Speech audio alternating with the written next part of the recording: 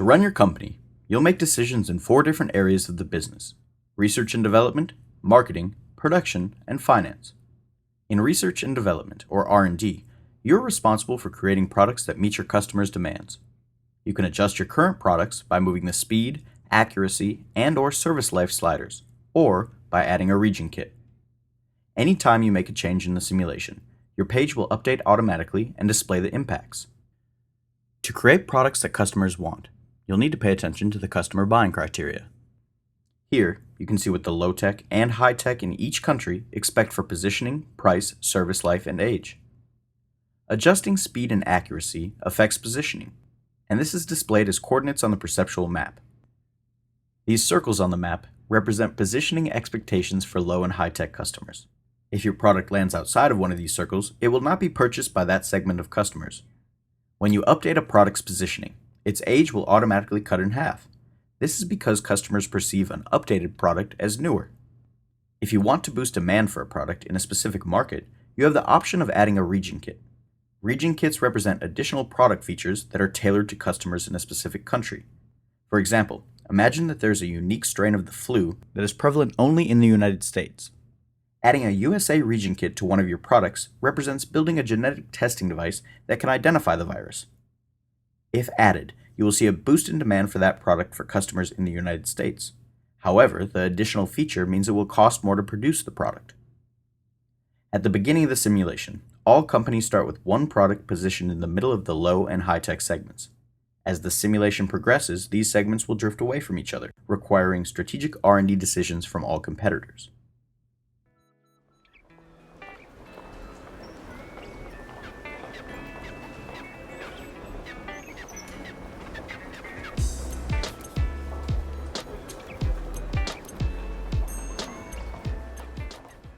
In marketing, you are responsible for selling your products to the market. You can set the price, promotional budget, and sales forecast for each product by moving the sliders to your desired value. You can also decide which markets your product will sell in. If you intend to sell a product in a specific country, you'll need to ensure that you've selected this option, and then set your price, budgets, and forecast. Just like in R&D, you'll need to pay attention to the customer buying criteria to set a price that targets the high-tech or low-tech segment in the countries you plan on selling in. Keep in mind that each country uses their own currency, which is reflected in their desired price ranges. Make sure you monitor the exchange rate when setting your price, as this fluctuates from year to year. Promotional budgets determine customer awareness of the product, and sales budgets will determine accessibility. Awareness and accessibility are additional factors that influence the customer's decision to buy your product versus a competitor's. Your sales forecast is a projection you must make that estimates how many units you expect your product to sell in that country. Developing an accurate forecast is important because your decisions in production and finance rely on this number. For more details on forecasting, see the user guide.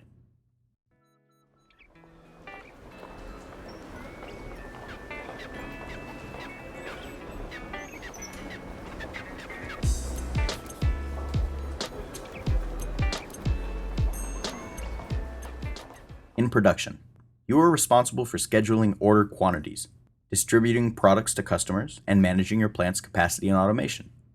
But first, you'll need to make a decision about where your plant is located. In the first round of CAPSIMGlobal, you'll have the opportunity to decide where you want your production plant to be located. To make this decision, you'll want to weigh the pros and cons of each country and consider your company's long-term goals. These factors include shipping costs, defect rates, tariffs, and market demand. Once you set your plant location in round 1, production will be based in that country for the remainder of the simulation. You will not be able to revise this decision after round 1. For more information on choosing your production plant location, see the user guide. To schedule orders and distribute your products, use the sliders to order units in the countries you're targeting. This decision should be based on the forecast you created in marketing. Fulfilling forecasted demand requires you to monitor your plant's capacity. Your plant's capacity is the number of units it can produce running full-time for a year. Each of your products has its own production line.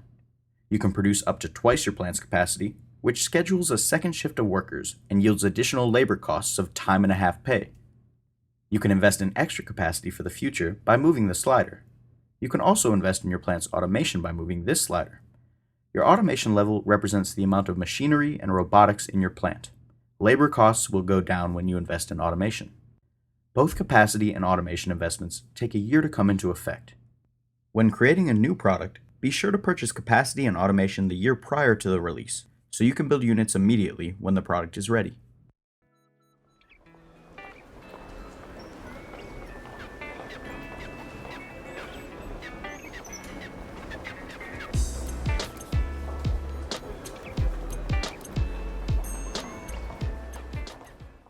Finally, in finance, it's your responsibility to ensure the company has enough cash to run the business throughout the year.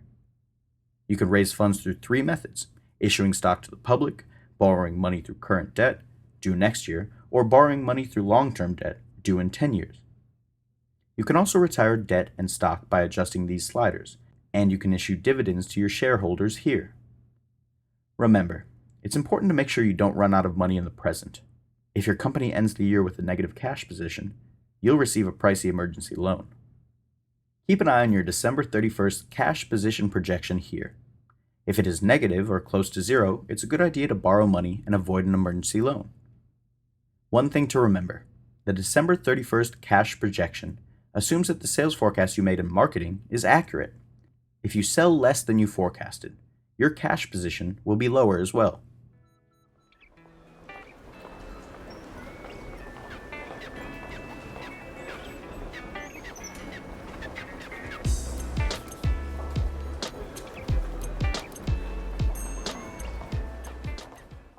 When you are satisfied with your decisions, make sure to hit save.